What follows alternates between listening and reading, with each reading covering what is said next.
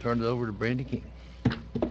Go first. Thank you, Mr. Chairman. This is our third last of three scheduled workshops for our budget development 2019, 2019 and 2020 final budget. At this time, I'll turn it over to Brandy, and she has a presentation as usual. If y'all want to know, if you want to ask questions, which I'm sure some of you will, ask along the way. So. Before we get into the presentation, and this is included in your agenda item, I just want to highlight some of the changes since staff turned over the budget to you on July 15th. Most notably have to do with items that you approved at your August 5th meeting, which was the receipt of the Hurricane Michael Housing Recovery Grant, $780,000, and then the Phase 3 Magnolia Gardens for the water management funding. That was almost $3.2 million. So along with adding those into the current year budget, they were also added to the 1920 proposed budget after that. So that's going to be the biggest increase because we're about $90 million on July 15th and we're close to about 94 right now. Oh. I think I can do it. So our countywide, all-in countywide budget is just over $94 million. So we're going to walk through that and kind of break it down and get to what we think, what most people think of as your county government budget. So of that $94.3 million, we have about just under 30 for our business activities, which is our wastewater operations, our river sink water, and then our solid waste fund. Of the river sink water portion of this. We're going to get there in a minute. Okay. I'm sorry. On that clicker thing. Okay, you're going to get the river sink water. I'm going to get there. I'm going to get there. He's a little excited. So we're going to dive down deeper into each one of these business activities. Not too deep, Commissioner Merritt. But so for our wastewater, that's just under $26 million. And where we get our revenue in there is our user fees, which are people that are tied on to the sewer. They pay their monthly bill. We have some new construction fees, which is the access fee that new construction pays to tap in. When's the last time we raised the access fees, David? Not since I've been here. No, We need to look at that. not since that I'm aware of The either. access fee is much, much, much cheaper than a performance-based septic system. I think it's 20, was it 30? Well, that's something we're going to do once we get done with. $38.50. Once we get through with we've got two projects. One is the retrofit that we went to bid out, and we'll be awarding next meeting. Yes, it's on Next the 10th. meeting, and then the force main project of the old lift station 76, Jerry Moore lift station.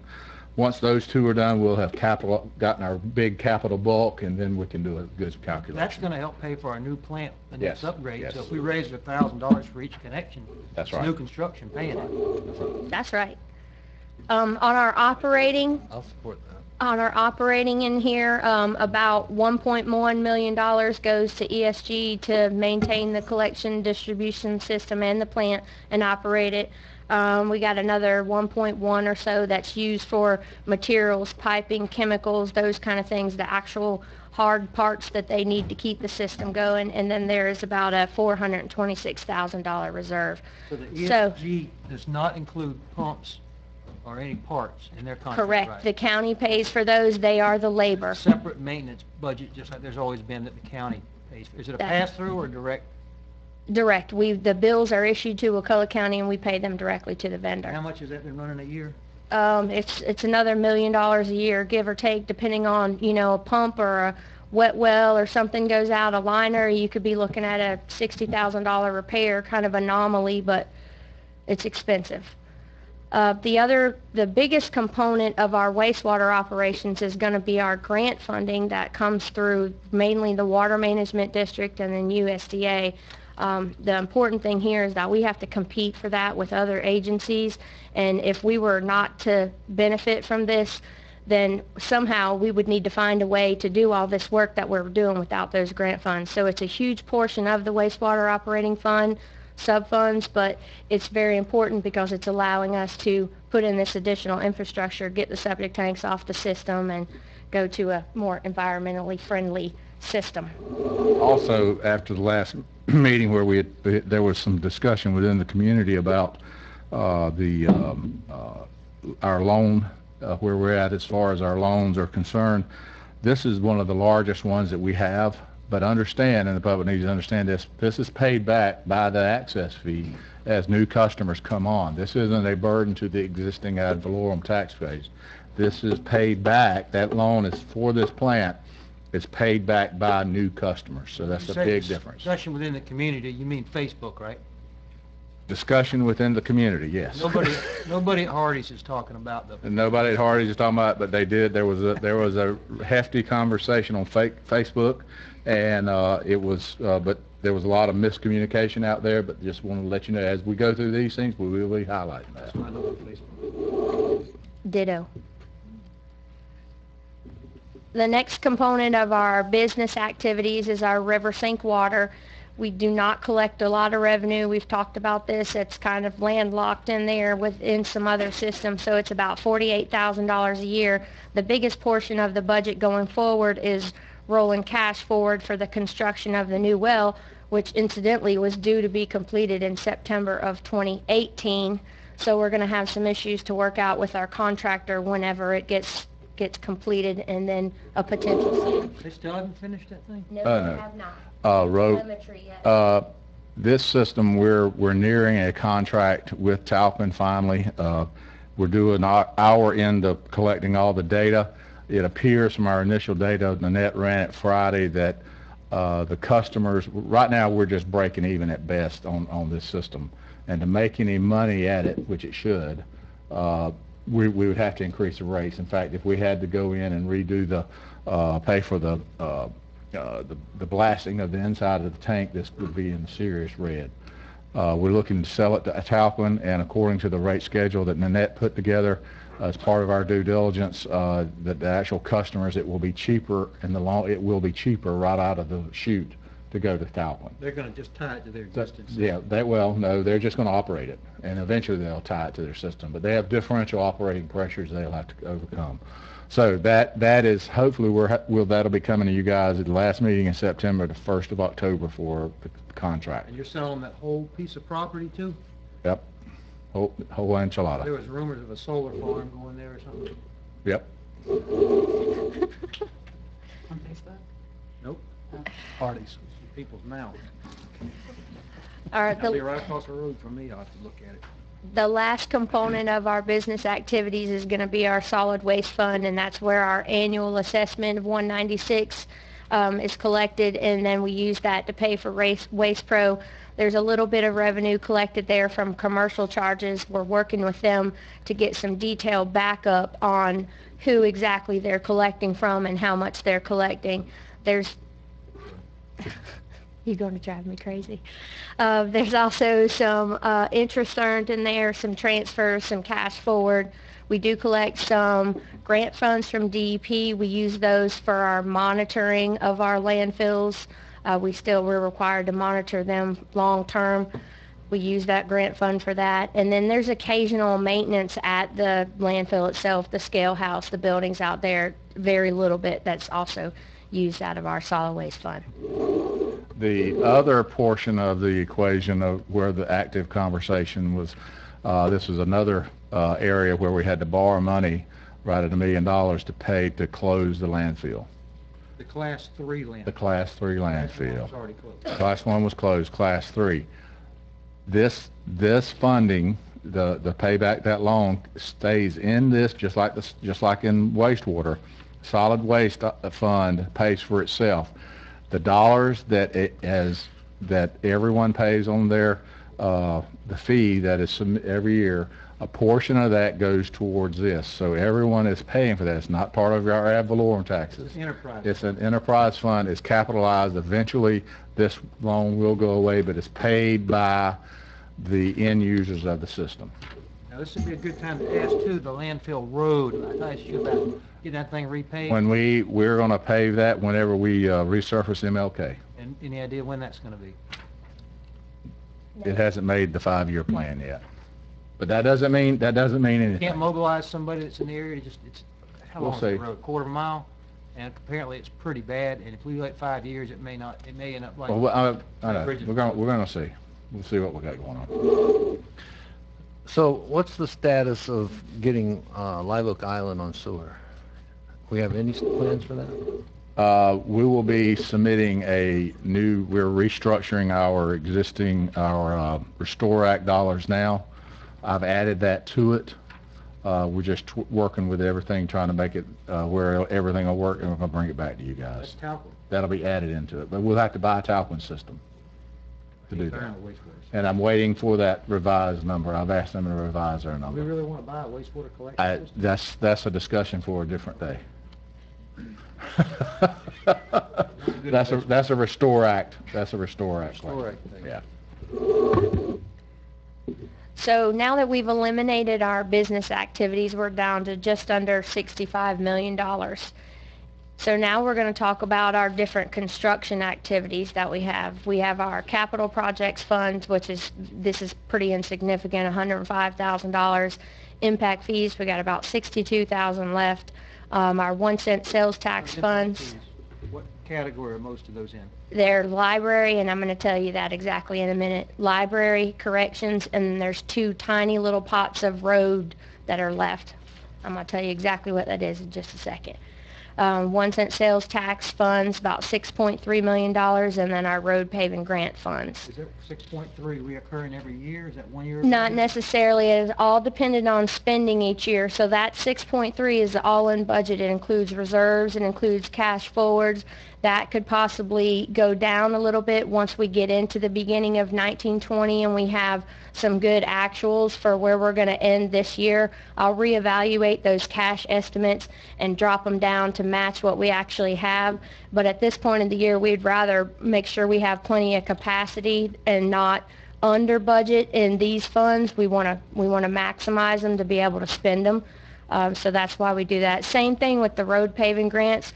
We've got some projects that are overlapping, and depending on where they're going to end this year, as opposed to rolling into next year, those budgets might be reduced a little bit. Once we get our final actuals, or at least preliminary actuals, I'll go through and do those deductions on the budget. What does the 1 cent roughly bring in a year? Roughly. I believe it's about $2.5 million.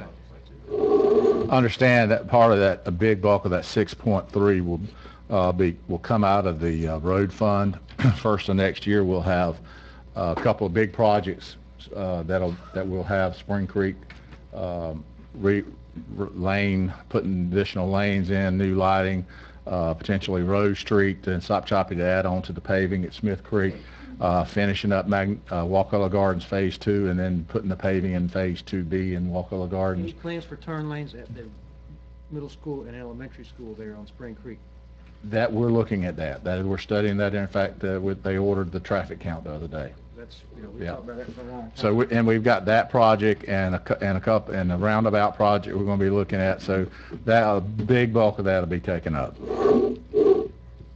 Capital projects, that $105,000 is just money we're rolling forward from the Hidden Meadows project. They don't have an HOA, so we're just holding it and rolling it forward each year until that changes. That's the one that was from the bond call-in? Yes. And then our impact fees, we got $40,000. Get done, I'm sorry. Did everything get done? This is leftover money? That I could not speak to. I don't know if they still got to do a lift of asphalt or something. All that stuff. On our impact fees, so we got $40,000 of corrections funds left, and that's committed to our work camp project that we have work authorizations design that's already underway. We got about $19,000 in library funds, and that's committed to as a partial part of our library that is that Triumph that we've applied for down the road. So even though we're not spending it in 1920, it's committed, just dragging out a little longer. And then we've got about $3,000 in road funds that should be spent either the current fiscal year or next year. So we're closing in on it. So this is our total 1 cent sales tax. We talked about it, $6.3 million. So in our facilities, the actual projected revenue is about $636,000, and then $375 of that is cash forward to go with that revenue. And there's a list of projects that we have tentatively planned for. Now, the most important thing we can do in 1 cent sales tax is to keep it fluid. We need a guideline to work from, and that's what we do. But the example that I have is we bought that piece of property on the corner of Wooden Lake Road, and it was substantial. We didn't have that in our plan, so we got to have something to work towards, but we always want to keep the flexibility where if something comes up like that, we have the ability to add it in there and maybe defer another projects. And so timing is everything with all of these 1 cent sales tax projects. Generally in December or January, we'll bring you back a kind of finalized spending plan. We've looked at this, we've met with all the departments. These are the things that we're actually going to start to move forward and do. And you can see we've got some land acquisition, capital maintenance, some loan payments in there and facilities, potential match for a generator at the community center, possibly radio system match for the county. So these are things that they're goals that we're working towards, but they may or may not happen exactly 1920. They could be deferred or the plan could change. Have we closed on the Wooden Lake property already? Yes, we have. And are there still tenants living in those? They're all gone? This is our parks fund, so we have about $277,000 in revenue. I'm estimating about $340 in cash. That's going to be a little high. That'll be something I reduce down because of the timing of the MedArt Field 10 and 11 lighting project that's currently underway. Those things have been ordered, but I'm not sure if that will actually been complete in the current fiscal year. So we've got some vehicles. We've got so not necessarily a match, but an additional portion to throw into the Woolly Park grant improvements that we have. Rock Landing grant match is coming from here. Potentially looking at Lower Bridge boat ramp, but we are also applying for Florida Boating Improvement grant for that, so that may go away. Florida Improvement Boating Grant. What are you looking at doing on Lower Bridge? It's going to cost $215,000. There ain't no room there. We've got a plan to completely tear out the old ramp, put a new ramp in to where people aren't hanging up and it doesn't increase the elevation on it downward, as well as the we've already went to DOT and they've agreed to allow us to take down the fill comes from the end section of the bridge. We're going to take that out and turn that into parking, and we're going to pave all of that to where we can get some designated structured parking in the facility, as well as put in a kayak, handicap kayak boat launch, and a new mechanism for people to kiosk and everything there for the boat. Turn it into a nicer ramp, kind of like the one at Shell Point. It looked like that. I thought that ramp isn't that old, is it? I remember when it was The ramp's not that old. The problem is it's flat, and there's a drop off at the end of it, and it's swift in there, and it needs to be brought down, and it's expensive because the prices that we've been trying to do this for how many years now? This 4. This will be the 4th year, and we've yet to get a price that we can absorb. We feel good to come to you guys. That's the reason we keep putting it back in the budget. The problem that we have right now, we've missed the current cycle of the Boating Improvement Fund due to the fact that they asked for our lease on the ramp from DOT because it's on DOT property. There wasn't a lease. So DOT is working through the process now to get us a lease agreement for the boat ramp. So, and that's the reason we missed this cycle, but we'll hit it the next cycle. anything for that Veterans Park that's been talked about for years? That's always open. Our road funds, we're looking at collecting about $1.2 million. Our cash is going to be just under $2 million. Timing here again is going to be important. I know that they are working towards getting that asphalt and getting the paving done in our Wakulla and Magnolia Gardens project, so that may be reduced down, but that's our plan going forward. The majority of that fund is going to be to complete those projects out. We've got some miscellaneous striping. Right now we've got quite a large reserve because we've got quite a large cash, so that will reduce as the cash goes down when we see where we actually end the year. One thing that we're getting we have several bridges that we're structurally deficient, and we may need to potentially spend some 1-cent sales tax dollars there.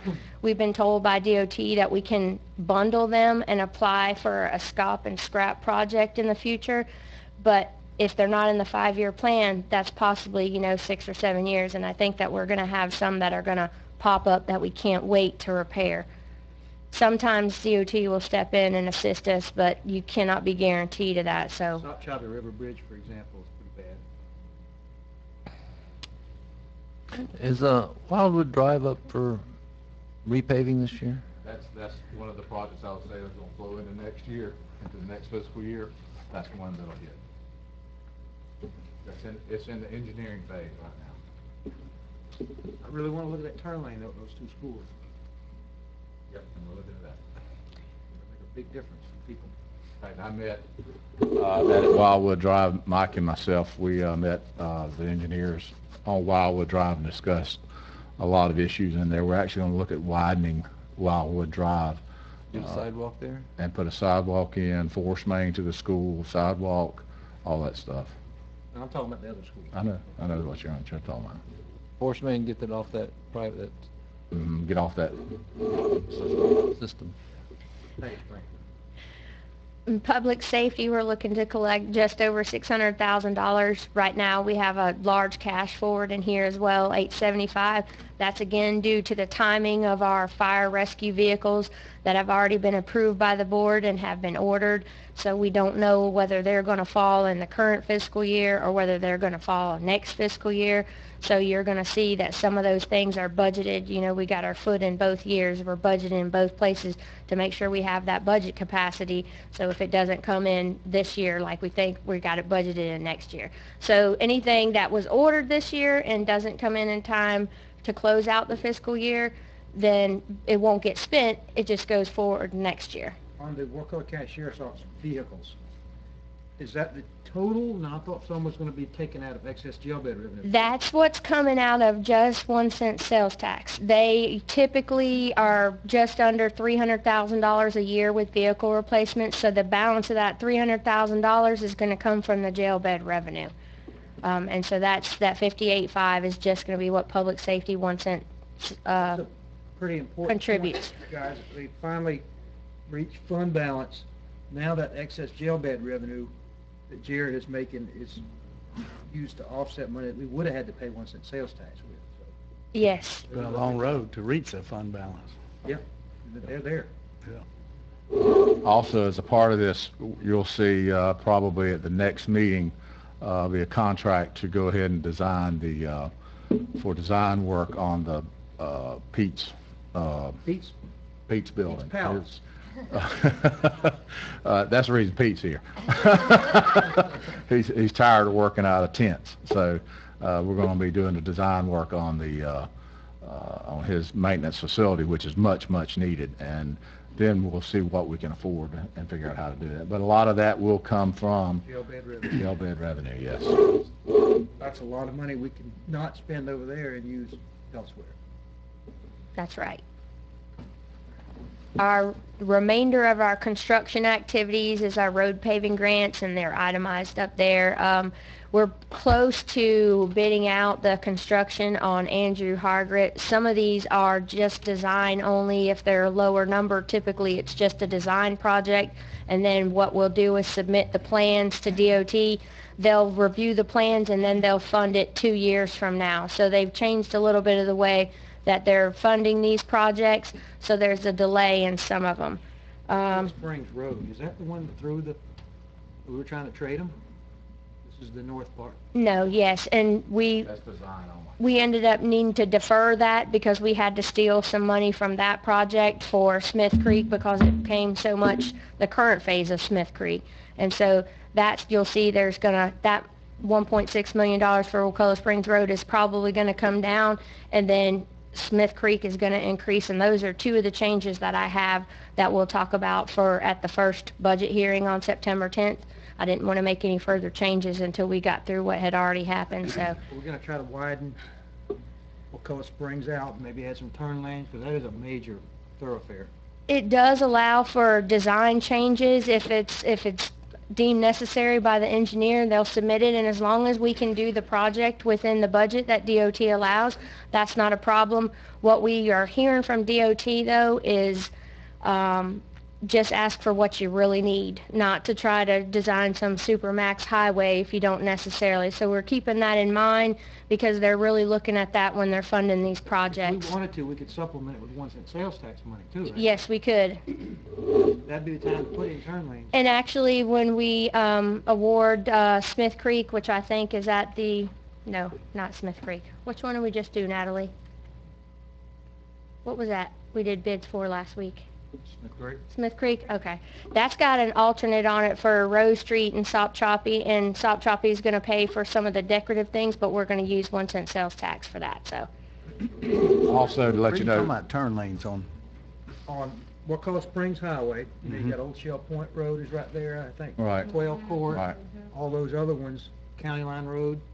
Anytime you can stop, yeah, somebody having to stop and waiting for somebody to turn off of it, it gets a flow of traffic back. yeah. yeah, we're gonna look at that, and also, to let you know, DOT has changed up the way that they do used to be, remember, they would ask you for a total budget for design and the project, and then hold you to that and it may be 5 years down the road. Now they're breaking it out and assigning and saying, go ahead on most projects, not every project. They're saying, go ahead with the design work, we'll do this, we'll allow you to move ahead with design work, and they may do that this year, and it may be 2 years before they allow you to go ahead and then bid it out. And then once you bid it, that's when they'll look at the cost, because they're running into all these problems where they had a project that was designed and bid out. Problem was it was done 5 years after they had set the budget. So they're running into all kinds and they're trying to straighten that out now. So we've eliminated our business activities and our construction activities, and now we're down to just under $54 million. See, our bucket's getting smaller. Of that, we have public safety takes a large portion of that, $14.4 million between our sheriff and our fire rescue. And these are going to be our restricted funds that we're talking about here. So they're dedicated for whatever purpose they're collect for, that's what they have to be spent for. Our sheriff budget is about $12.5 million. Wait, back up a second.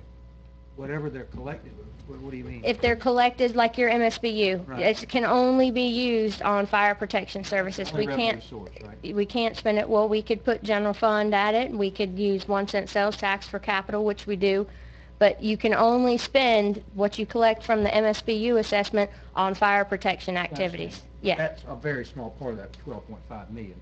Well, this is the 12.5 is the sheriff, the remainder is fire rescue. Okay. So this is outlined. So for the bailiff and security at the courthouse is just under, or it's right about 186. Emergency management is a small pocket, but they actually, the sheriff's office applies for grants for the emergency management operations, so the county doesn't fund very much of the emergency management function at all. It's grant funded. Law enforcement is 6.4 million, local corrections is 4.1, and then our ICE corrections is 1.4. So, and in that 12.5, there's a $366,000 reserve, and that's for the construction and equipment and the vehicles and stuff that we just talked about. So we'll look at timing on that as well, for them to go ahead and spend that money on the work camp and the different projects that we're planning, as well as their vehicles. This thing doesn't like me. As I was saying, this year you'll see, more than likely we'll start the work camp. We'll get started in the next 4 to 5 months, the work camp facility, which will be paid for out of the jail bed. The vehicles that are being paid out of the jail bed. The planning for Pete's new barn will be out of the jail bed, as well as it looks like there's some possible funding available for a new EEOC building, Emergency Operations Center. And we're going to see about that, so we could possibly piggyback some of that on there, because we need to, WCSO is in the point where they need some more space, and EOC needs more space, so it makes sense to kind of separate them. That's the reason we did the master plan. and we'll have a separate building, so you'll see all that happening this year as well. And the work camp's also funded with impact fees. Yes. And jail bed revenue. That's right. So our fire fund, just under 2 million, and what we use, and we just said it, we use that for our salaries and benefits. $1.2 million is salaries and benefits. Our operating, just under 475. They buy some small equipment out of the MSBU fund, chainsaws, air pumps, and things like that. But for the most part, their equipment comes out of 1 cent sales tax, public safety. Then we've got our administrative costs to the general fund, which is 204, and they have a small reserve. Now, we are watching this fund closely because we are proposing an increase on the residential fee from 99 to 102 this year. So we are watching this fund closely. CPI increase? Yes, and so to make sure that the effect of the growth that we're seeing in the county plus the increase in the rate is turning it around, and it's going to be a slow turn, and as long as, you know, we're watching it to make sure it's going to do what we think it's going to do. So the good thing is I think we're close to 300 houses adding on the rolls, so we have that. And by the way, this is at the model that we presented to you guys whenever we asked for the CPI and the last increase. Is tracking almost exactly as we projected in the model. So if we stay the course on this, it should stay, barring a catastrophe or whatever, it should stay. It's not going to break the bank as far as money it's making, but it's every year is going to continue to increase fund balance a little bit, not much, so that over the next 10 years it may reach fund balance, which is perfect. It doesn't need to reach it all in one time. So we wanted to make sure we slowed, and as closer we get the fund balance, we can start backing off if need be off of that increase. But right now, we need that increase just to hit operating and have a little bit of fund balance to put towards fund balance. But one of the key things to remember, and that we have done, is every one of these funds that you're looking at, they all operate within themselves. No longer does the general fund operate this one and help subsidize that one. We've cut all of that out. Now every fund is self-sustaining, and it can sustain itself, and that's the reason we're much better than what we used to be. For the most part. Yeah. How much does the, let me get the number, the CPI. 1 cent sales tax bring in a year? What's the number now? About 2.5 million. 2.5? There was a time when we operated this county with no 1 cent sales tax. I can't imagine doing that again. I can't either. So, I mean, we would do a whole lot less than we do now without it. Absolutely. Oh, it just doesn't like me. Okay, so we've now eliminated our 14.4 for our public safety activities. We're just about $40 million. And the next pot of funds we're going to talk about is our grant and restricted user fee funds, which is about $10.9 million. So this is kind of we call them special revenue funds, but basically they're either grant funds or user fee funds that we talked about, that if you collect it for E911, you use it for E911 purposes. If you collect it from the boating fund at the ramps, you use it for boating. So our grants, we have our justice assistance grants that pass through to the sheriff's office, about $44,000 a year. We've got some DOH, Department of Health grants this year to replace some equipment, and the board approved those awards not too long ago at, I think it was at the July board meeting. Our mosquito control program, we have received our rock landing boat ramp agreement award, and so we got about $200,000 from FWC, about $1.8 million in SHIP funds. We have $300,000 outstanding to FEMA right now that we anticipate we'd like to get reimbursed for, so those will come in there. Our Restore Act is $3 million, and that's going to be our retrofit project. And then we have the Sheriff's Department also has some E911 grants for operations of their communication system and maintenance systems. That's about $150,000 a year. And those are passed through, so the county is the grantee. we pass them back right directly to the sheriff's office. Restore Act number will be coming up, by the way. That 3 million is currently what we have that we feel like we know we can spend. But next year, as I said before, we're going to be realigning some stuff, and we'll have some other things coming in. So that number will increase. On our user fee side, we have $100,000 in recreation, and that's directly attributed to the individual sports. So when they do flag football or basketball, that's the total annual revenue that those programs collect at the rec park. Our boating fund's about $141,000. That includes some cash forward from the current year.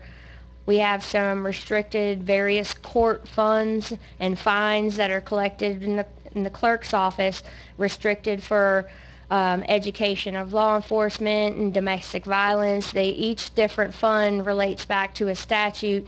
You can only use that for whatever it is collected for. Our TDC is about $324,000. That includes a significant amount of cash there as well. And then our E911 user fees, and what that does is we pass that to the sheriff's department, and it pays for, I believe it's three of the dispatcher positions, as well as some equipment and some insurance on the actual hardware that they have in the system. And also in this pod, our restricted funds is our road operating fund. So our road funds total together with the sub-funds underneath about $3.3 million. The operating portion of that is the bulk, and it's about $2.5 million. We use that for our salaries and benefits for our employees, utilities, smaller equipment, and it does have a large reserve in it in the 1920 budget. The other portions of that are 2-cent gas tax fund. We pay our annual grader lease, and we purchase our dump trucks, our tractors, our large equipment comes out of that 2-cent gas tax fund. Is that the second cent? Yes, yes.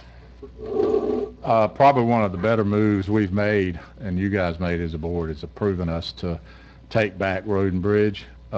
We've over the year, it's performed as we thought it would from a financial standpoint, but mainly is we have increased the maintenance and increased on our roadways and our right-of-ways, and we've gotten smarter, we've gotten better at what we do, and it's really, our road fund is healthy from a financial standpoint. We've got some more folks we're wanting to bring on board as far as we need some general labor right now is kind of what we need. We went through a study to where we found out we were heavy on the operators and leadership and stuff like that, but we lacked some folks to do some general stuff where we were using leaders and high-end equipment operators to be flagmen in the past. We've stopped that, hopefully. And so this is one of the better things we've done in a while. So y'all need to be thankful for that.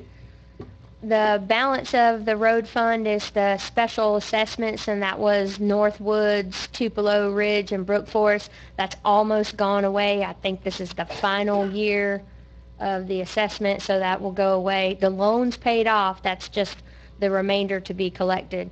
And then we're holding some Title III funds, which are federal funds that are dedicated to the Firewise Community Program. We don't have a program in place to actually spend these funds as required by the U.S. government, so we're holding them, waiting on requests for them to be returned. We looked into it a couple years ago of how we could implement this program, and the regulations are intense. It would be a full-time person just to monitor this program to be able to spend these funds appropriately, so we kind of took a pass on it. And we're just holding them and rolling them forward each year, waiting for the government to ask us to please return the funds. So, Earning some interest off of it. all right, we've eliminated all of our business, construction, public safety, and our restricted funds, and now we're down to about $28.5 million. Come on, clicker. It just takes a nap. You think? Okay. And then under our general fund, we have some restricted funds under there, which is our building department and then our revenue stabilization fund. They're under the umbrella of the general fund. Everything is, but more specifically how they're reported. So our building department is just under $1 million. I know you're thinking that's a lot, but that's about a $250,000 reserve in there because, as we know, that they have a large fund balance. We use that for our salaries, benefits, operating, and equipment, anything in further of the building department activities. And then our revenue stabilization fund is just accumulating cash. We're putting some of that extra interest that the clerk's office has helped us earn, and we're just putting it in there, and then we're just rolling that money forward each year and building up that fund. And we're trying our best in the building department to lose money, but we're failing. So we're going to continue to, we'll look at where we stand, but we also don't want to waste any money. So we are looking at, as I've told you before, continuing to lower fees. We've also become very, as Clyde will tell you, technology driven. We can do the same things now as some of the big cities can as far as the contractors, etc. So I feel like we're at the top of our game there. Clyde has made a huge difference. So we're still operating well there. I swear we're trying to lose money. We just can't do it. If you're going to look at lowering fees, I'd try to focus on the change out, AC change out, stuff that is not new construction related. And Clyde and I have had that discussion. It's just he's now got his hand fully around it. So that's a discussion we need to have. The revenue stabilization fund was another good thing that we put into effect. What this will allow is, if we do have a downtick in the economy, which we continue to watch the economy, we don't think there will be anything within the next 6 to 18 months unless Kevin thinks there might be something different. I don't know. You can't ever tell. But what it'll be is if our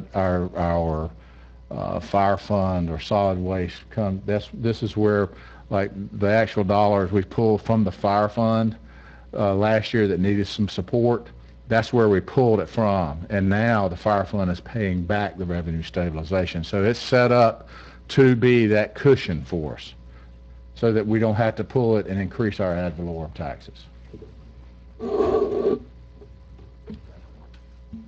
All right, we've eliminated everything and we peeled back the onion. So before we go any further, let's have our reminder on our double counting effect, because we're about to talk about it. So we've got our happily married husband and wife with separate bank accounts. Hallelujah. Husband made $500 this week and he deposited it in his account. Then he turns around and he writes his wife a check for $500. She deposits that check in her account, and then she spends $500 on household bills. So each husband and wife have both recorded a credit and a debit, or a revenue and expense, but we're talking about the same $500. And if you think about it, we've actually turned it into $2,000, because the way we prepare a budget is we have $94 million worth of revenue and $94 million worth of expense. So we really have a $180,000 budget, or $180 million budget that we're responsible for managing and monitoring, but the way we report it to the state is on the expense side, the $94 million. So that's how our double counting works. It's how we're required to do it, so just so everybody has a refresher on Everybody raise their hand that wants Greg and Brandy to calculate their check. Greg, do you have anything to add to our double counting effect? No, he does not. He does not. Okay, so we're having this little refresher because it's most prevalent in our general fund, as we know. So after we You notice one thing in all that? What was that? Her husband didn't get to spend any money. Yeah, he did. He got to spend it to his wife. There you go.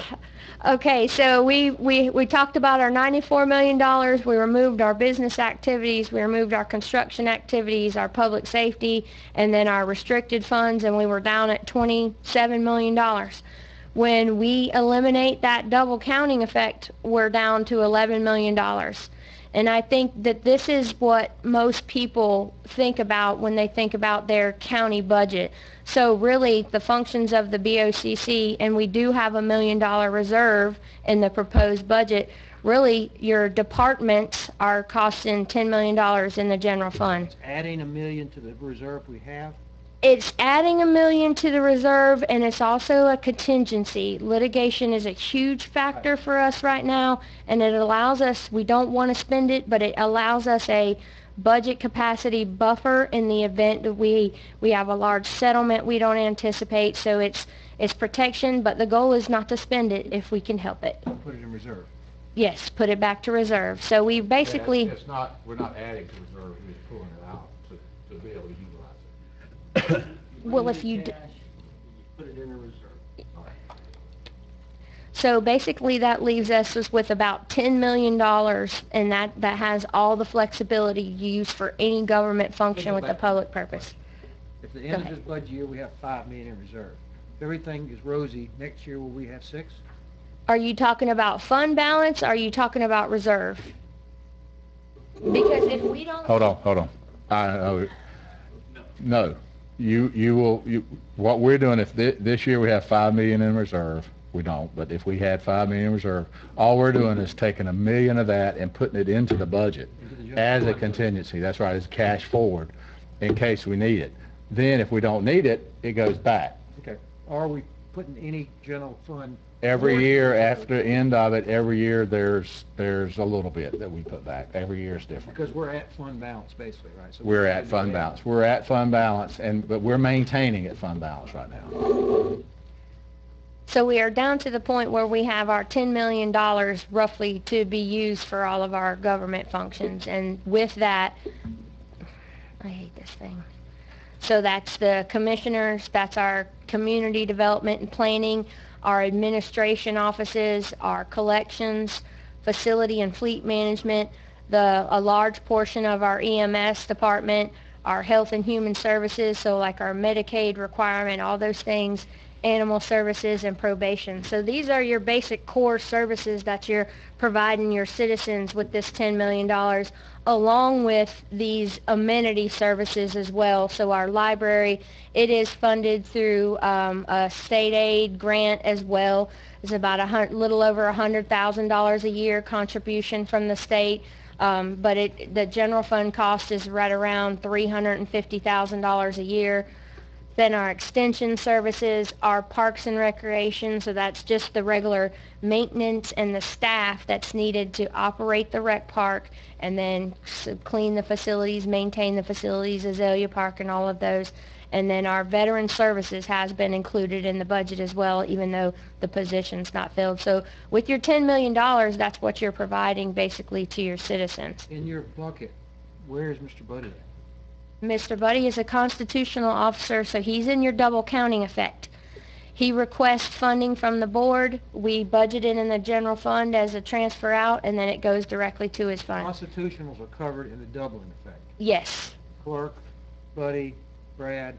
And the most of the sheriff. The sheriff, because they collect a large portion of revenue in the jail bed, we don't fund their entire budget, but it's right about $10 million. So you have something. If you were to add anything for any of the basic services or anything to the budget, this would be that $10 million.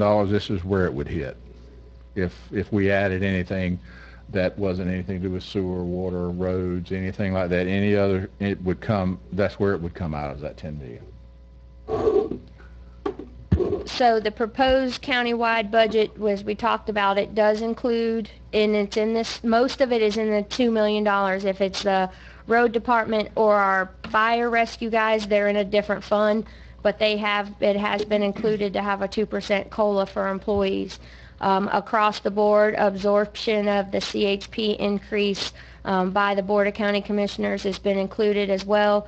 The conversion of our 3 fire rescue flex positions to full-time positions is included in there. So you're going to have a cost increase from those employees now being eligible for CHP as well as FRS. where if they're a flex position, they're not. But the issue that we're having is the reliability of having one of the 12 people that's on shift, 12? 11 people that's on shift be in a flex position, because they generally have other jobs, and so you don't have that, I don't want to say not dedicated, but that position sometimes is very hard to fill. And I know that they're still struggling with not having ambulances, and so converting that to a full-time position allows them to have a little bit more reliability that 11th man is going to be there, because he's got a scheduled shift, or person, he's got a scheduled shift that he's well aware of in advance. So Y'all have anything you want to add? You got anything you want to add to that? Don't go to the. You don't have to. Go up to the thing again. Well, y'all need to hear that. This is an increase to our budget, so. So this is a little bit, but right now we use flex staff on call for a permanent position. We've been doing that. We've actually at this point have every position filled. This is actually the reason it's adding to the budget on top of what Brandy was talking about. This is actually a third position we're asking for on the engine, which is a floater. That will be flex as well. So, so what this position does is when somebody calls out, you have a third man on the engine that will float off to an ambulance instead of us scurrying around the night before trying to find somebody to come into work, which creates a bunch of overtime. Basically what we do is we operate status as long as we can float that person out. This also is going to contribute to the safety of our staff. Right now we have a really hard time meeting the 2 in 2 out on house fires. I mean, you guys know how much our ambulances run. So every time an ambulance runs a call to Tallahassee, it's an average of an hour and a half turnaround for that whole call. So they're gone for an hour and a half. That's 2 guys. We're running out of ambulances still. So a lot of times we may have 5 ambulances on the road that we've made up. That leaves me a battalion chief, and if I'm lucky, 2 guys on that engine. That doesn't meet the state requirements to go in and put a fire out inside of a home. So that means we're doing a defensive attack instead of an offensive, which means more property loss. There's also a balance, like I said, with ISO. We have to get these trucks rolling the calls. You can endanger the insurance costs by not having staff to get on these trucks and go to the calls. Question. You mentioned overtime. I noticed that we've got an increase in the budget to $100,000 for overtime. Is there anything that we can do? I mean, I know you got people that call in and you have to juggle, but is there anything we could do to cut that $100,000 cost? Yeah, this is a move to try to correct that. Brandon and I've had a lot of long conversations about this since I took over, and I keep trying to make these moves to help it, and we just keep getting busier. This is a major move. This will be the first time we would have an extra soul on shift that could be go fill that seat in the truck, because unlike a 40-hour, unlike me, for instance, or Chief Walters, if I get sick and I take off, then Chief Walters just covers for me. When these guys take off, when they get sick, we have to put somebody in that seat. This person, that third man, this will hopefully correct that overtime, because what we do is we mandatory people. Basically, it's usually low man on the totem pole has to stay over and work, which creates overtime. But we do have built-in overtime, that the overtime will never go away. And what we've actually split the budget this year to be able to track that to where we can, here's our overtime, our budgeted overtime we knew we were going to have just from the shifts. And then what he was just talking about, we're tracking separately the overtime that is because of the shift. The people staying out, etc. That's what we're trying to narrow in, because we've got the other down. It's just that's the one where we're trying to manage. I assume also, like if someone is near the end of their shift but they run to Tallahassee, that may bump them into overtime as well. Yeah, that's correct. Not a lot you can do like that. Yeah. That happens almost daily. Yeah. Okay. Thank you. Also in the budget, we have planned for some needed equipment and vehicle purchases, and that's going to bring us talking about our cash. I want to say before we get into this that timing will be considered, and if these can be deferred, because we are watching the federal economy situation closely and paying attention.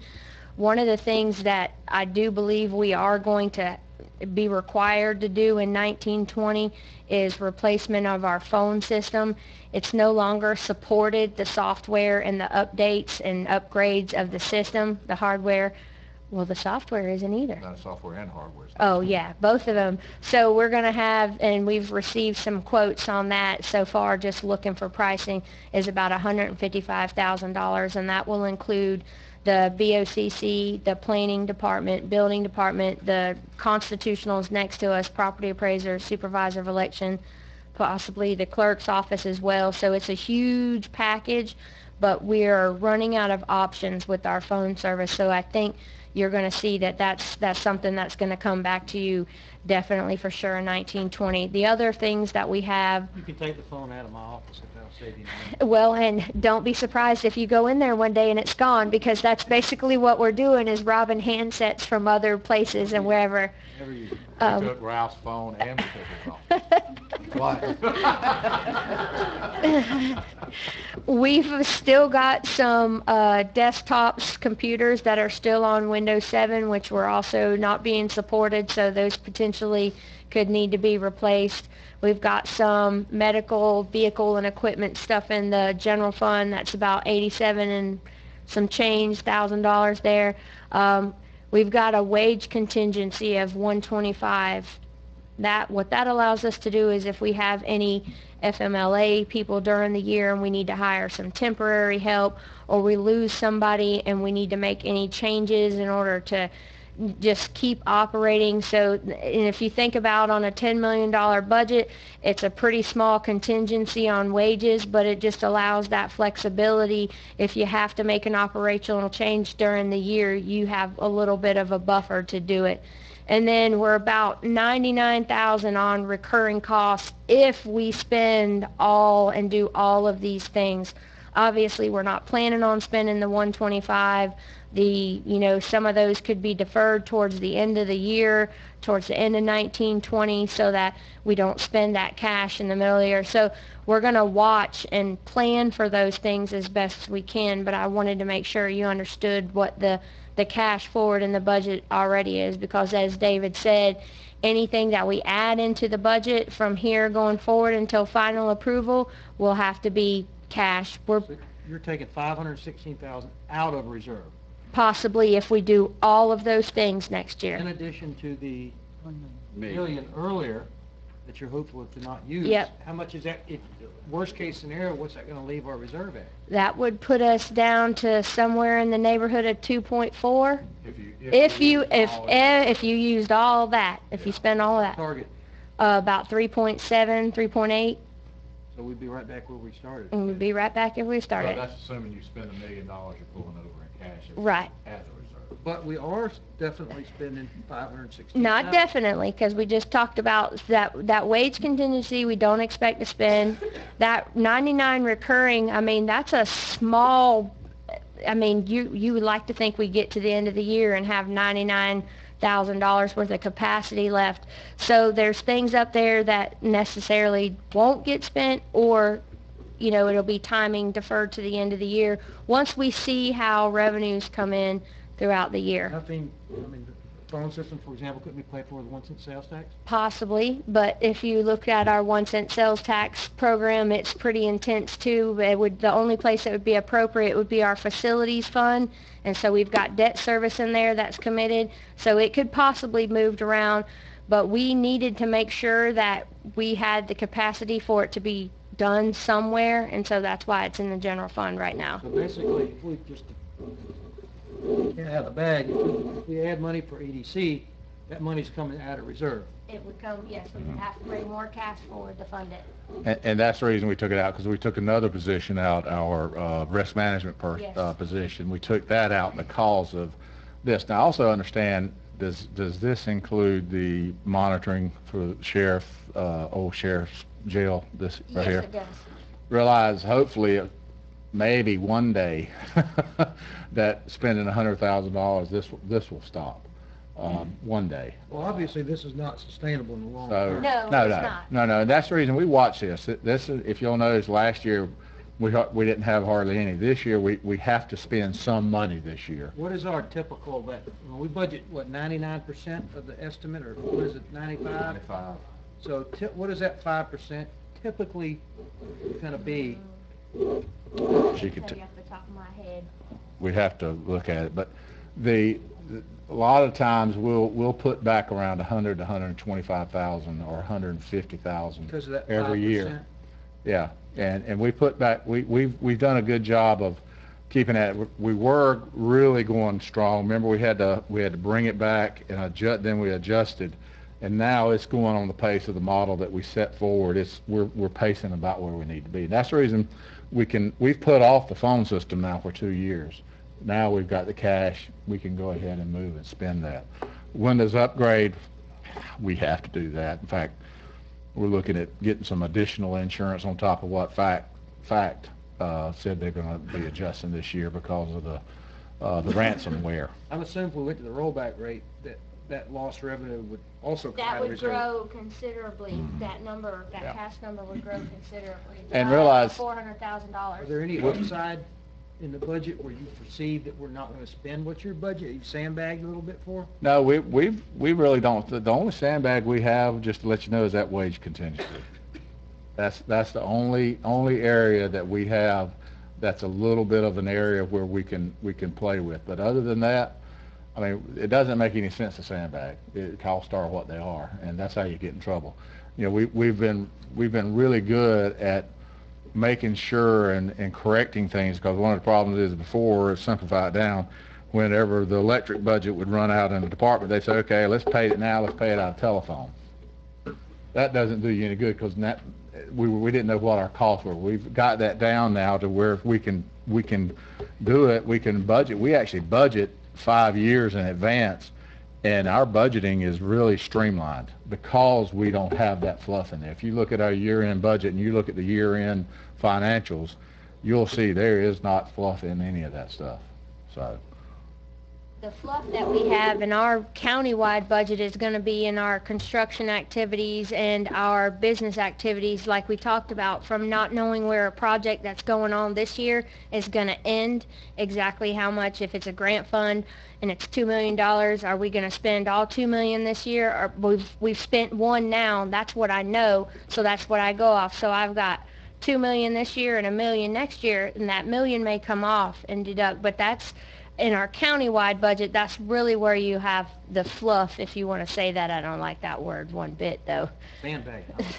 Well, it's giving yourself the capacity. I can always do a budget amendment and adjust the budget down, but you can't, unless you have an unanticipated grant that you received, you didn't know, you can't increase your budget even through a budget amendment brought by you. You just can't arbitrarily say, oh, I should have budgeted $500,000 cash forward here, and I only budgeted $100,000. You can't do that. So it's much better, and it's operationally much easier for us to overestimate a little bit on our construction activities and those kind of things, and then when we get our year-end actuals, to match down to them, and that way we've given ourselves the capacity to keep operating. We don't run into danger of overspending fund, because Just out of that's a curiosity, how's no-no. the revenue of the Newport Park RV thing doing? They've made, I'll tell you- he's got a fancy spreadsheet for this, but they've already collected their whole year's budgeted revenue already this year. that thing is, to date, as of August 9th, we've collected $76,058. So that'll be a little extra that's not in the budget. No, we did bump it. We We bumped it bumped from it. 1920 to $70,000. Yeah, we So actually- a little deeper in there. Yeah. And you budgeted 70,000 revenue. How much have they collected so far? 76. So that's a little sandbag. Well, it's not sandbagging, This but just came in. We this just got this just got us, but My June number, they had only collected 60, so. it doesn't do us any good to I know, but there's no sandbag. need for panic either, No, because no. there's built-in sandbagging in it, because you just don't know what your revenue sources are gonna be, and you don't wanna overestimate them, because then you get yourself over budget. Yes. We put, there's a fine line there, and we try to And that's what's dance exactly that what we did with the sheriff's department. We target there, which I wanna talk about that in a minute. I'd like to try to do that even more, but anyway. But We know they're gonna raise more revenue than what we budgeted. But Yes. back to Randy's point, we're having to, not, I don't want to say borrow, but we're moving $1.5 million out of reserve to make this budget work. Is that what I'm hearing? $1 million of it is in a contingency line, basically. And that would have to come before you for approval for a budget amendment. So the only reason that $1 million is there is for the unknowns like our litigation. Like I said, well, no, a storm is Not different. committed But money. it's not You're committed. talking cash. It's not committed, it's just there. And But it's coming out of reserve. if we spend it, it We would spend it. come out of reserve, out of your fund It'll balance. stay in reserve, we're just budgeting for it. I'm just, to the commissioners, we need to, I know we'll all remember that, but as we spend that money, we need to be aware that that's where it's coming from. And the only way we could have corrected, if you want to say righted the ship, so we didn't have to move anything out of reserve, would have been to gone up on ad valorem taxes. Or on some form of taxes, yes. I want to make sure the public understands that we're trying not to raise taxes and make the budget work and not rob from Peter to pay Paul so much out of the reserve, but this $516,000 is purely money out of the reserve. If we spend it all, yes, it is. Okay, just want to make sure. But on the flip side of that, there's probably gonna be more revenue than they budgeted also. Well, I agree, you're right, but probably 5%, or that other 5% is probably about that much, if I'm thinking right.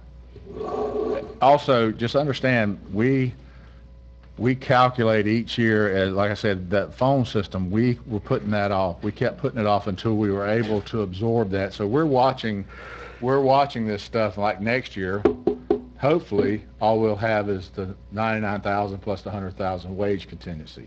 So, you know what I mean? It's just like the 1 cent sales tax where we'll save up a little bit and then spend it on a necessary Before I thing. forget it, can we go back to the building department money? I heard you Sure. say you could use that to shore up. Is there some restrictions on what that money can be No, spent on? what I was talking about, that was the revenue stabilization fund. Okay, but go back to the, all right, so forget that for a minute. The building department fees, they can only be spent on building Building department activities. I want to make sure the public understands that, because sometimes public perceives that we get that money and it goes into some account somewhere and we're just spending it. Nope, not at all. It is We're not. 100%. Just, all right, tell us some things, for example, what you might spend that on. The building fee, the way the building fund works is all the dollars that come in from a building, from building fees, that goes towards paying for the electricity, all of the labor, all the personnel, the salaries, their expenses, anything that it costs, as well as equipment, their computers, shop. we buy their computers, we buy their trucks out of there. Okay. All that stuff to operate that business, if you may, is paid for from those user fees. Okay, I just want to make sure that, That's right. I've heard And that. that's where it stays. Okay. The only thing that we do is we have an allocation That's what I was thinking. that we allocate, that's done an allocation study, and I think we've got one scheduled for this year. Yeah.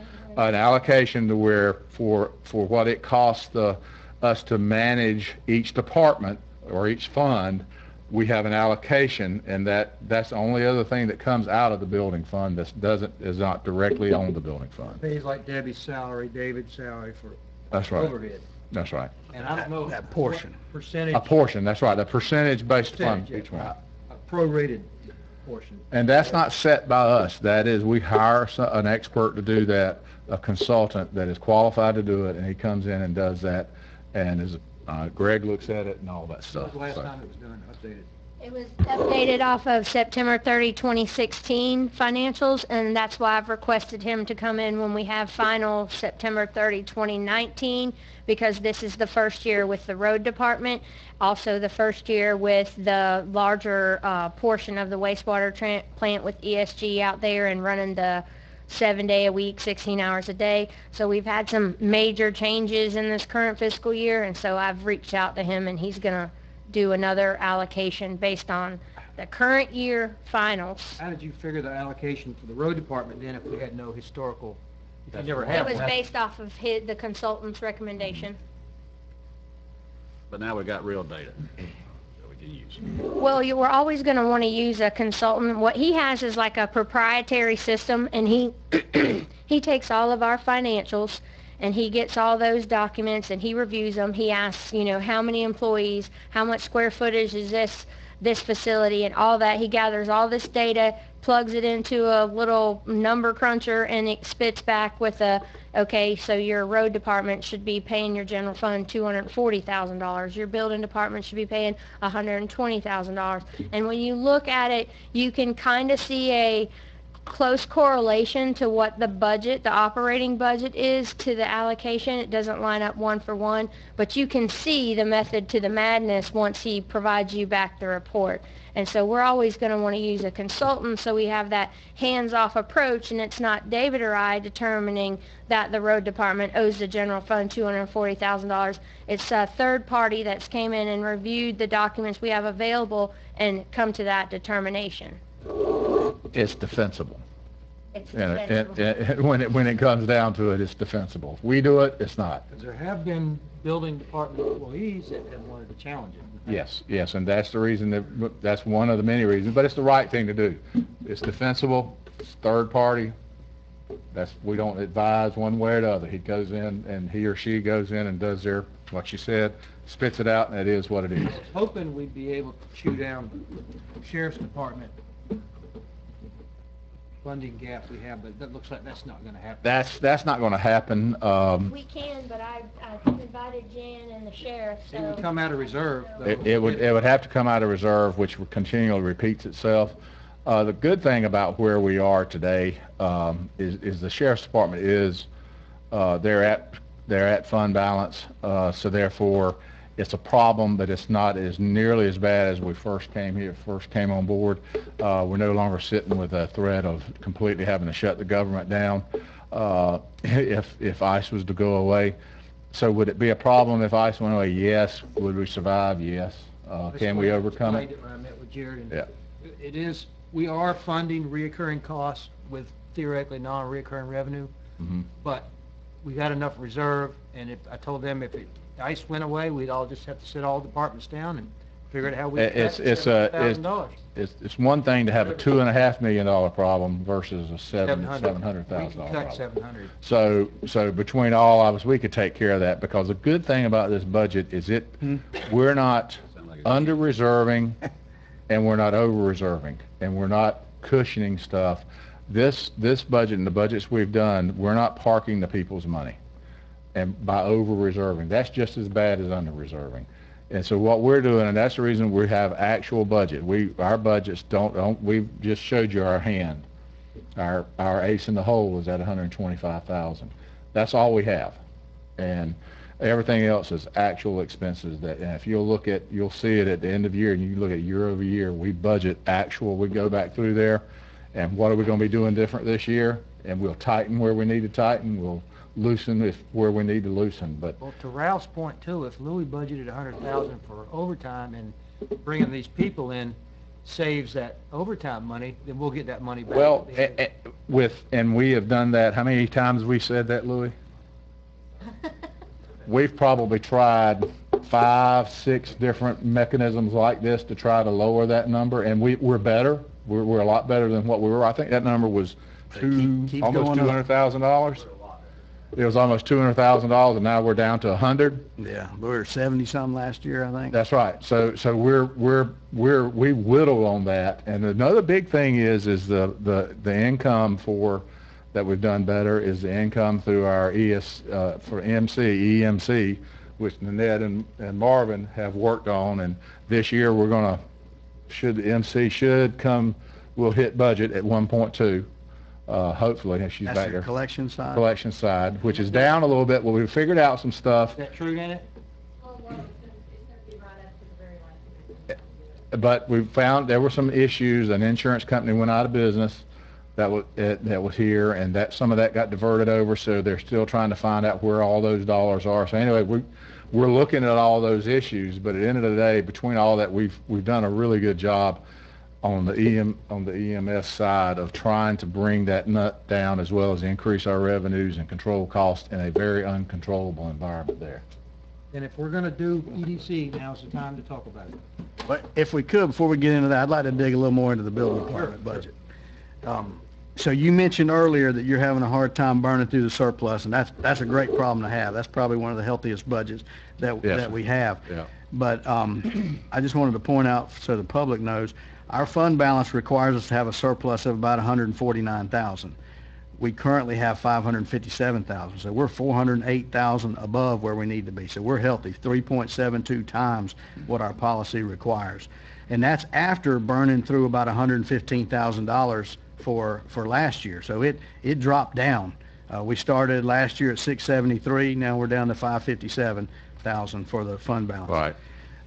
We are budgeting about 502,000 for building permits. Here's what I'd like to make a recommendation. Let's do a 20% cut to building permits. That's going to burn down $100,000, and we'll still be $300,000 above what we're required to be for our fund balance. It's not a drastic cut. It's a 20% cut, which is great for the economy, great for the builders, but great for the homeowners who are ultimately paying those fees. But it's not jeopardizing us in any way. We can take 1 year, take stock of that, and find out if we need to keep it there and readjust next year. I don't have a problem with that, Ralph, but like I said earlier, I'd rather see more of the weighted stuff be on the AC repairs for existing But there's just not residents. much of it. There's not much in the I budget. understand. Re-roofs. Re-roofs, Yeah. say if a re-roof permit's $100, we drop it down to 10, then new construction, we don't need to drop it 20% whole. Maybe we'll drop it 15%. You know what I'm saying? Well, I'd like to see us commit to let's cut 100,000 and let them decide where they cut it, what they apply it to, because we're still going to be healthy in our fund balance. Well, again, my preference would be to weight it more heavily to, like Mike says, re-roofs or Fine with me. repairs, stuff like, The Hey, stuff Ruth, that, repairs. stuff that a homeowner the has to go get. homeowner has to pay Right. Yeah. to get Not a upside, builder. windows changed out, Right. repairs and maintenance to your house. If we can make that cut, I'm okay with wherever it comes from. I agree. Yeah. I like the idea of cutting it, just figure out. I mean, what's we've fair waived it and for weigh it on that veterans. side. We waived it for veterans, right? That took some out. Yep, we will bring that back to you guys. But when we waive it, though, we gotta pull it out of general revenue to pay it if we waive a fee. So we Yes. can't just do a Yes. cut and absorb it. That's right. It's That's not, we can't absorb that with the excess revenue and right. the. It's supposed to You be, have to make the building Right. department whole if Okay. you Yeah. take some of That's the fine. revenue away. but we will bring that back to you when, Clyde? We'll bring it back to you 1st of October. How about that? Sounds good. But does everybody agree that we kind of weighed it more towards the, Yes. Weighted towards the Yeah, homeowner, for sure. existing resident. and if we can cut it drastically on the homeowner side, I think that'd make a lot of people that live here now happy. The people that Okay. are buying a house in Saraland, they're not gonna know the difference in the building permit fee. I mean, $200 saved on them is going into the contractor's pocket. Don't tell the contractor I said that. When a person has to get a permit to put in a AC, yeah, new water heater, it's yeah. just- Yeah. those are the kind of fees we need to get really reduced. It's a lot larger percentage of the overall job cost Right. on these. Yes. Can we talk about the EDC now? Is this a good time? You're, I may be the only that up one there, to that's put it in there, discussion. I do as well. I do. I'm fine Y'all with do. put it in there. Okay. Yeah. I don't wanna fund a $100,000 position, but if we put in $40,000 I think we should go to 50. I think we should go to 50 and, knowing that it's coming out of reserve, I don't have a problem with 50, Ralph, to be honest with you. But I don't wanna hire a position, because then we'll never get rid of it. right. And if this goes to a consultant, and we got some match from Sandy MacArthur or Sandy Jr., If we don't see some, metrics. So we have to have some metrics exactly. on the Here, if it measure don't work, this. then we're gonna I'd give it 3 years, say Mike. no. Or I what, get it. well, and you're right. Well, I mean, probably we can needs only 3 approve years. one budget year at a Commitment's 3 time, but in theory, we can plan for 3 years. Somebody needs to come up with the metrics on, We need to have the metrics Job. for it, and we still need to have something south of Crawfordville that we're trying to market instead Well, of just. what we'll do is when we get through this process, if y'all sticking it, if we agree to stick it in the budget, then what we'll do is after we get the budget approved and get into the new year, that's when I'll sit down with the EDC, we'll develop the job description, hence, and come out of that a year-to-year evaluation process. What is it, how does that look? And then present that to you guys, and then we'll bid the thing out. How about that? Something I'd like to point out too, Just in the past 9 years, NG Wade has paid $368,000 in taxes to Wakulla County. And so I see this as a reinvestment. And this is not just NG Wade. This is not just Commerce Park. We realize that they'll work for you, they'll answer to you, and they'll look at economic development over the entire county. But if we look at what they have already brought in, if we get one more CSG out of this, it's a home run. I mean, it's a big deal, you know? Good ROI. Yeah, Our residential elevators relocated. Yeah. somewhere. absolutely. So I'm willing to try it. All right. Okay. John, I told you I was willing to try it. Okay. Don't talk, As long that's, as John don't talk, doesn't that's get up closed. As long as John doesn't get up and give a speech, I'm gonna support it.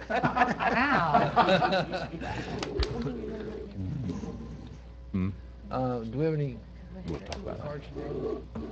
Can I just go back to that one more time? I'm not going to ask John to come up here, Randy, so calm down.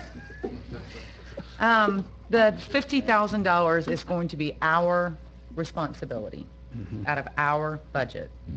The match, don't get up, John, I'm just saying, and whoever is going to answer out there, just say yes. So it's 35 and 10 from you guys and NG Wade. I mean, 25 and 10 for a total of 35. Hop up, John, hop up. Okay. Randy, I'll keep this real short. NG Wade, for the 50, the NG Wade offered to contribute $15,000 a year. We have agreed, both of us, that, EDC and NG Wade, to guarantee those numbers for 3 years. So that's in sync with what y'all were talking about doing. So they offered 15 and 15. 15 from them and 15 to match any entities in the community that came, that would step forward. So we've decided to do 10 out of our operating funds that we have for 3 years. So it's going to be with their 15 and our 10 and then matching 10, it'll be $85,000 to work with. So one thing we do need to keep in mind is out of those dollars is we also need to, have some room in there for going to conferences, going to see publics down in wherever they're at in Middle Florida or whatever we need to do. But I would envision those funds coming out of that also. That would have to flow through us because they're public funds, right? The public scrutiny. Exactly. Yeah, well, whatever we got to do, but it's not strictly for fees to a consultant. No Amy partying somewhere, stuff like that, entertaining people. We can't have that. Oh, come on. Actually, if it's going to be a consultant, those type of things would be addressed in any agreement that we had with the reimbursables and stuff like that is addressed in their It's not gonna be their another consultant agreement. Project. I Yes. think, were you talking about travel for you guys, John, or travel for the consultant? Travel for the consultant. Cover for the consultant. Yeah. Not Yeah, them. that's easy to handle that. I thought it meant for y'all. No, they'd pick up their own bill. All right, anybody? One more comment on that, David, just whoever this consultant ends up being, I don't know what you got in mind, but will we advertise for somebody? I don't want it to end up like when we hired a consultant to work with the legislature for us. We wasted our money, I think. That's my opinion.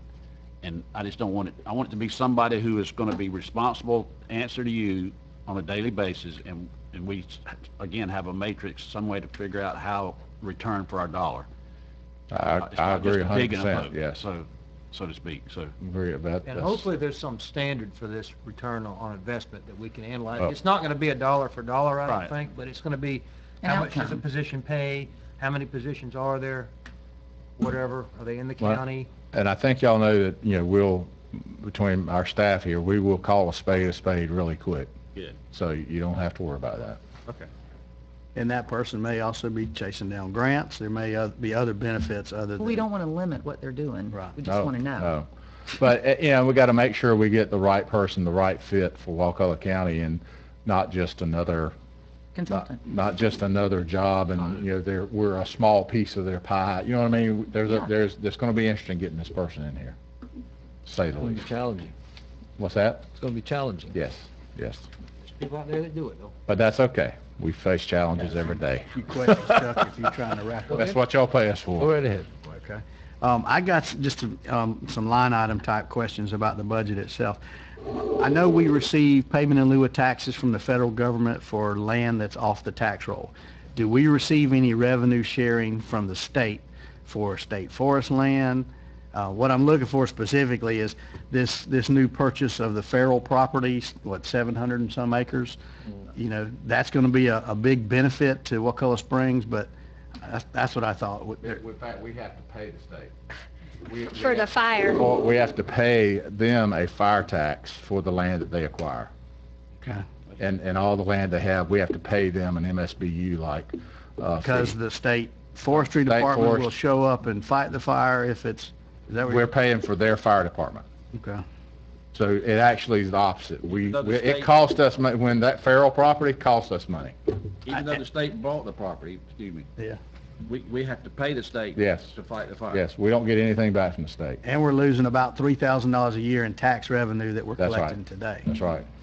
Which isn't a huge amount. No, that's It's not a huge amount, but still, by all the land, state lands, it adds up. But that's the trade-off, I guess, and I'm waiting for Chuck to say this, to have 700 acres, it's never gonna be developed. Well, I hope Well, at some there's point- also the economic impact of the cave diving opportunities that will come into Wakulla County Yeah. because this parcel is protected and now open to the public. That's And my will be next open to the point. I public. hope it will be And that's- very and open to that- the public. This is and a usable. real positive for Wakulla County in the long term, once this opportunity is realized by the diving public across the country. Just hopefully they don't just close it down and keep the Exactly. public out. Which is what's As long as happening. it's accessible to Well, the public. Yeah, the idea of this is to have it as a diving, I mean, Well, That's what I'm and saying. also talking to the state is their take on this is, at first, it doesn't seem exactly fair, but their take on it is, one is we're putting parkland in your community, free parkland to you. And, you know, Wakulla Springs, it generates a considerable amount of revenue, that the county $27 doesn't. million. That's right, that doesn't, so that's their justification for that. So when I said that, I probably needed to say the rest of it. and you also, there's also that's a the big talking impact again, that's on the property justification. values of properties close to that. It really enhances those property values. Long as the public has access, that's my whole concern.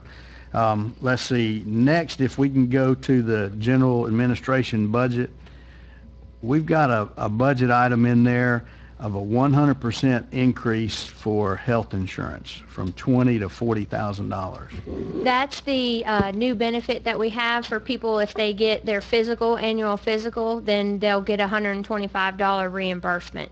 And this is the first year that we've had it. We weren't sure how many people were going to take advantage of it, but quite a few are. And then some of our other miscellaneous contributions are in there as well. I thought that. Benefit annual checkup was contributions. Free. It is under your insurance, but if you bring proof that you've had your annual physical, the county will pay you an Give me incentive that. program. Yes. So it's one of the new benefits that we implemented. I know why you didn't tell me about it, you know I'd be. Well, I never heard of that. Miss Debbie sent a lot of information out about it. One per year. One per Yes. year. You can't have a physical every month, Randy. So every county employee can have a physical, which is covered by insurance, and then they'll get a $125 rebate That's just right. because they did it. Wellness incentive. There's the wellness incentive. What we're trying to do is this year, we only increased 4%, which is good, and our loss to benefit ratio is now under 100, which is good. So that's the reason we've got some pretty good What do rates. y'all pay for a colonoscopy then? Is it time for you to get that? Oh, it's been time, brother. Pass that. Couple more for me. All Under Health and Human Services, we've got a 23% increase for our medical examiner. How is that rate established? Yes, so they send us a letter each year, and one of the major changes this year is that the morgue facility was formerly housed at TMH, and we were allowed to kind of joint use that facility, and it kept their costs a little lower. They now have their own facility, and so we're not having that cost share benefit of using the TMH facility. And that's in Tallahassee is their facility? Yes. Sounds like It's kind of like we're a- better off with TC. The coroner thing is tough.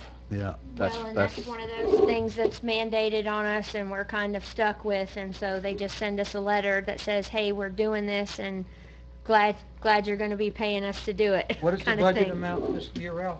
It went from 65 to 80,000. Some Yeah. counties have their own Estimating. coroner, I guess, but this is certainly It's- cheaper than that.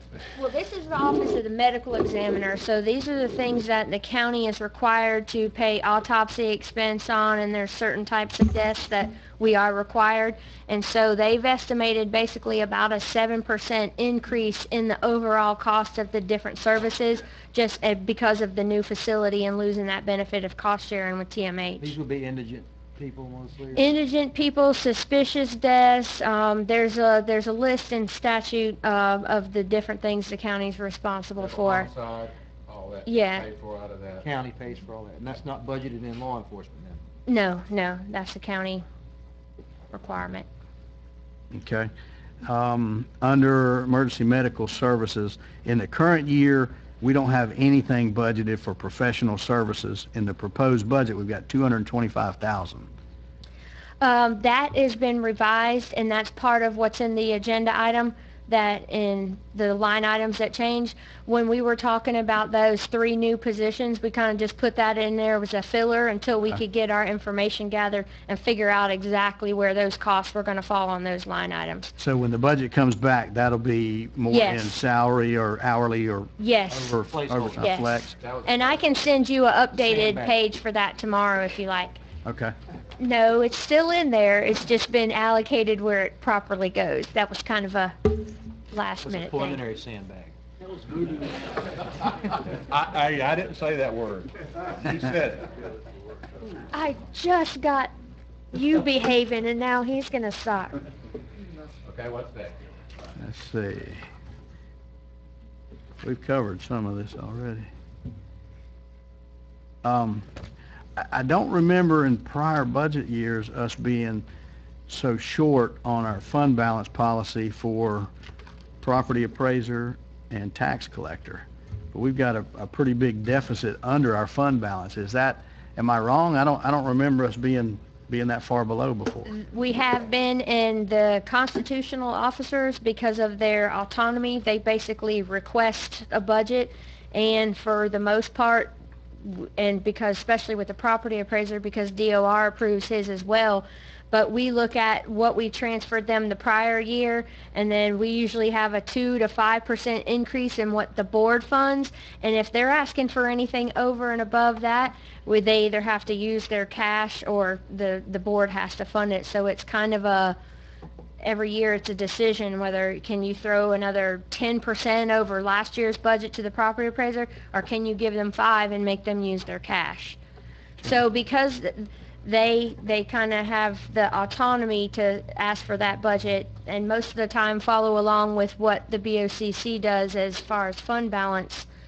But they are allowed to keep that cash until they reach fund balance policy, but I don't want to say, we can't require them to keep that amount of cash. In the past, the constitutionals, they had no reserve. no fund Right, balance. right. It was returned to Recently the did board that. at the end of the year, anything, so. Right now, the clerk and Mr. Buddy, supervisor of elections, they have the most Positive. positive, that's Yeah. right. But he's saving up if he needs some equipment or something like that, some of this could help pay for that instead of getting shocked all at one time. Mhm. Well, I just wonder at some point, like we worked hard to close up the gap for the sheriff's department fund balance.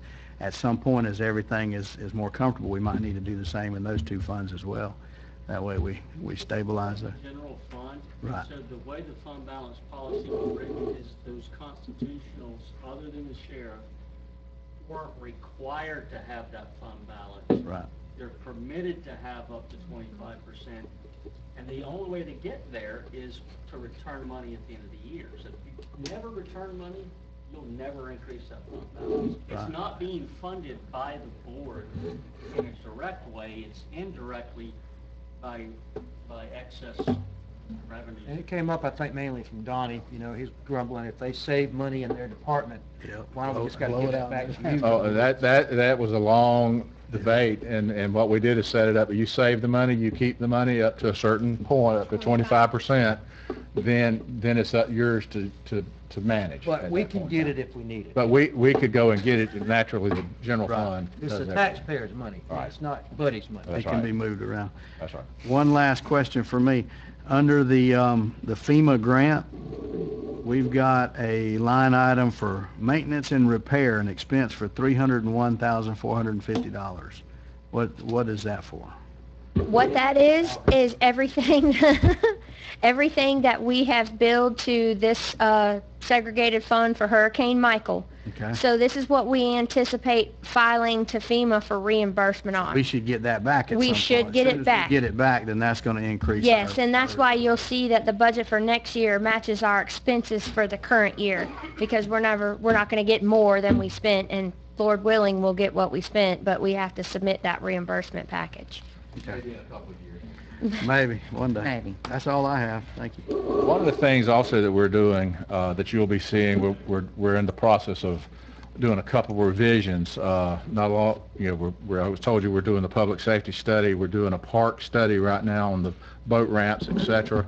We'll be changing up the way our parks, where they're going to be located, the Parks Administration. We're bringing that to you guys as well this coming up year. So those are two big projects that we've got. Also, as we'll also be bringing back the purchasing policy for a major revision there, as well as Summer's going to be bringing back some more stuff. But the other is personnel. We'll be revising our personnel policy. And what we're trying to do is keep up with the society, and we're trying we're having to be competitive somewhat with Tallahassee. Right now, as far as small counties, we're ahead of just about everyone else as far as what we offer. We offer a very good benefit package, but to do that, we need to continue to improve our package. And one of the things that we're looking at, and will be in that package, is a benefit this will affect especially the younger folks coming up, and we need to continue to recruit younger folks. What we're going to do is we're going to propose to you guys a parental leave for any person that has either they've adopted a child or they have a child. Either the female, the lady that had it, she will get up to 4 weeks administrative leave that we'll pay, the county will pay, and or that spouse, if the spouse works for us and the lady doesn't. Well, I'm trying to be I as know, politically Dean. correct I know as I it. can in our rolling with confusing it. days. I got it. And Going with it. so, I'm trying to Say parent. Yeah, I say parent. That's right. The parent can have. Will be able to give the 4 weeks as well. That'll be an administrative leave. What about FMLA? Does it address this at all? It's as part of the FMLA process, and we use the Can FMLA. somebody claim FMLA for childbirth? Yes, they can, and the purpose of FMLA, it saves their job for that 12 weeks. They don't get paid. If they don't have leave to cover the 12 weeks, they don't get paid. But if they do, they can use their annual or sick leave. 4 weeks of pay in addition to any sick time they may have. That's right. Or maternity leave. That's for paternity, and it's for the either parent. Parental leave. Parental leave. Parental leave. Pay for both? Well, if we have a Here? parent, yeah, that could be both, yes. Then her and Mike King they're both both get 4 employed. weeks. Mike and Brandy, they could have a child, so,